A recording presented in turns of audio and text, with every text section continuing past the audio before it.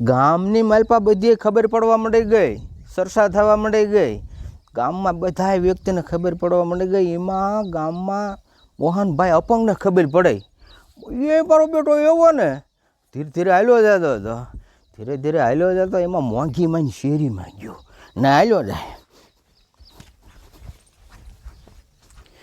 મોંઘી કેમાં કે મારો બેટો બહાનો કોઈ દિન આ હમણાંથી હાલ્યો નથી, ક્યાં જતો હશે, જ્યાં લે હે ક્યાં જતો હશે. મોંઘીમાં તો બટનો વધાય અને આવ્યા પાસે મોહના બાપા તું અતારમાં ઉતાવળો ક્યાં જાસ? મોહનો કે આજ મોંઘીમાં જે કરી નાખી લઈ ગયો. ઘડીક તો કાનમાં બેરો રહ્યો પણ મોંઘીમાં બીજો હાથ કર્યો. મોહના એ બતા મોહના. ઓહો શું કરું, એ તો પાછો ગયો. એ બોલો મોંઘીમાં. હા આવ્યા મોંઘી. અલે બટા તું ઉતાવળો ક્યાં જાસ છે? એક તો પગનો લંગડો છે અને પાછો ઉતાવળો હાલ્યો છે. એમાં આ મુએ બહુ વર્યો ચાક લપસીને પડતો નહીં પાછો છે. અરે એમ વાત નથી મોંઘીમાં, તો શું વાત છે? તમને કાંઈ ખબર છે જે? મને? અરે બાપા મને કોણ? મને કોઈ કાંઈ વાત નહીં કરી. તો ગામમાં કંઈ નવીન છે?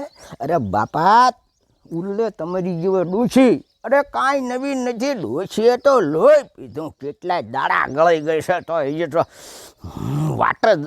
અરે રોયા એમ નથી કહેતી, પણ માગીમાં વાત એમ છે કે હું ઓલા પેલા રામભાઈને ઓળખો છો?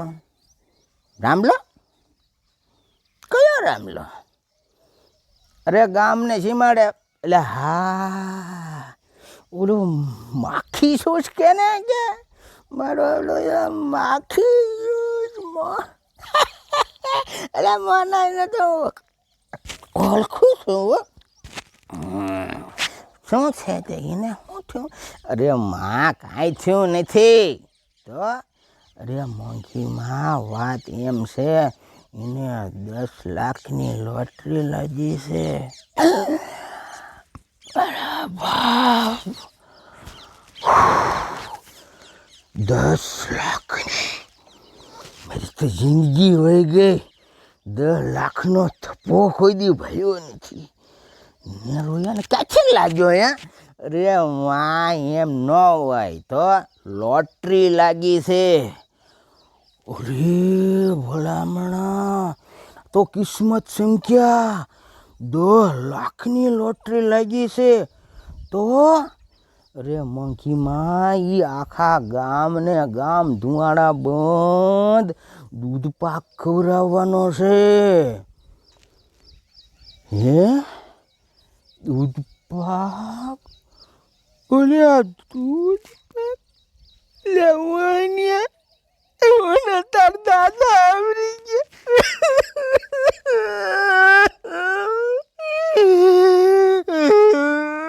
મને તારા દાદા આવડી ગયા. એટલે મોનિયા હું તાર દાદા બે પકડિયામાં લાવીને એવો દૂધ પાક બનાવતો હતો કે રોયા પાડોશી બાજે આવીને ખાઈ જતા.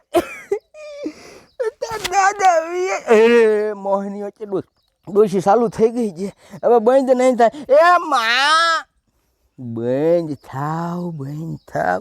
અરે તમારી વાત હોય ગઈ છે પણ મને યાદ તો આવે ને. હા બા છે બાપા, હવે એ ટાણું કાંઈ વાત.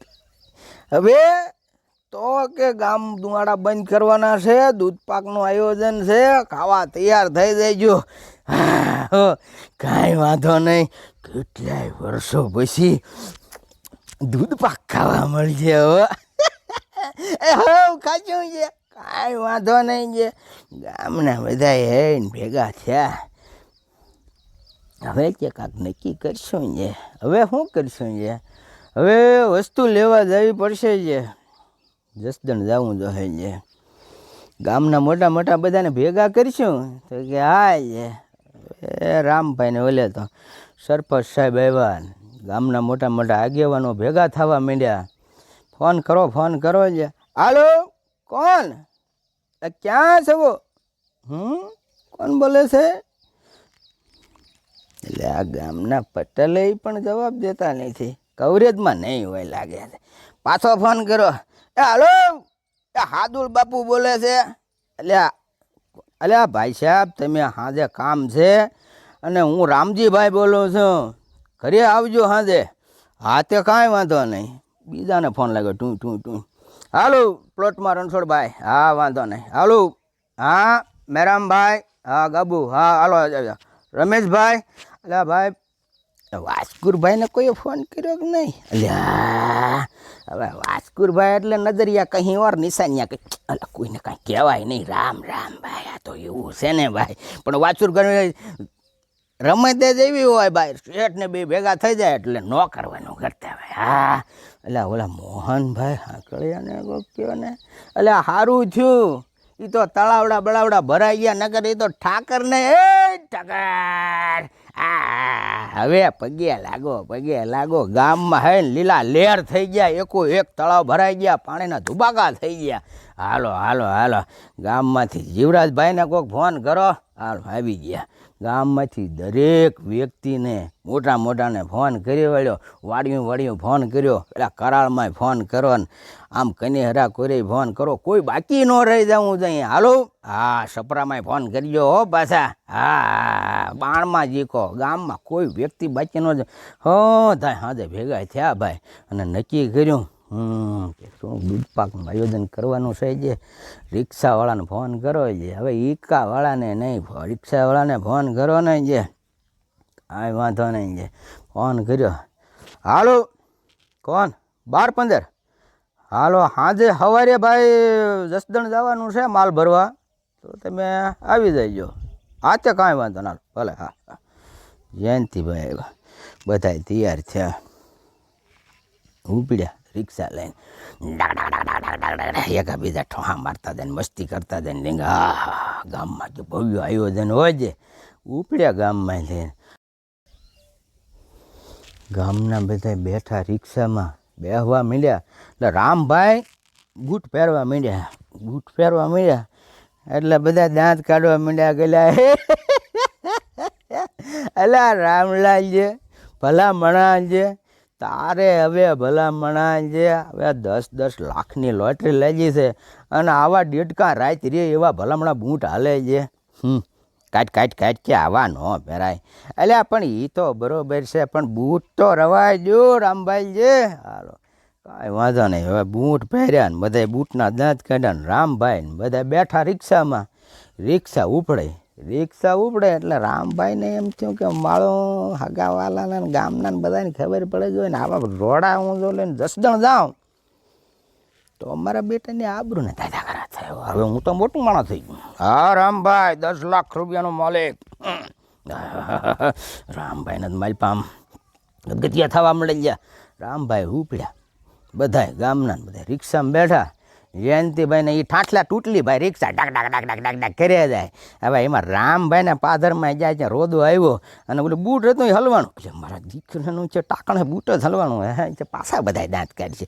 રામભાઈએ બૂટ હવળું મળે ને કરડે એ જોડું હતું એ બે કાઢીને પાધરમાં ઘા કરી દીધા. એ લેજે હવે આમથી જસદણ જવાનું છે. નવા લઈ લઈશું. જે જસદણ ઉપડ્યા રિક્ષામાં. ચા પાણી પીને ખરીદી કરવા માંડ્યા. બધે દૂધ પાકને જલસા છે. જલસા કરીને બધું કરીને આવ્યા. સાંજે આવ્યા બૂટ નાખી દીધા. નવા રામભાઈ લઈ લીધા. આવીને સવારે કે બધી તૈયારી કરવાની છે. જે ઘરેથી વાસણ હતા એટલા કાંક ગામમાંથી ને મઢેથી બધા વાસણ મજવા. દૂધ પાકનો આઈને મોટો ટોપ ભાઈ કેન ને કેન ઢલવીને ચાલુ કર્યો બનાવવાનો. અમારા વિહા કાકા જેવા હોય એ તો આમ ત્યારે આછા માણા હો ભાઈ. પાછા ભળ કરીને દૂધ પાક બનાવવા માંડ્યા. બધાય આયોજન કરવા મળી ગયા કે આ શેરીમાં આપણે આને બે હારશું બાયુનું આમ વર્ગીકરણ કરશું ને આમ છે ને તેમ છે ને કરવા મળી જાય. એમ કરતા બધા ધીરે ધીરે બહાર નીકળી ગયા. રામભાઈ એકલા વાહે વધ્યા. એટલે રામભાઈના ઘરની મોર એક કૂતરો નીકળ્યો. કૂતરાને એમ થયું કે રામલો છે કોઈ દિન અહીંયા કાંઈ બાસે આવે નહીં, માળું અહીંયા કેમ એમ થયું એ કેમ એમ થયું જે એટલે કૂતરો આમ થઈને આવ્યો અને રામભાઈને એમ થયું મારો બેટો કૂતરો આવ્યો, આ લગભગ હમણાં મારું જે દૂધ પાક વગાડશે. અરે કૂતરાને ઘા કરવા ગયા દોડા એ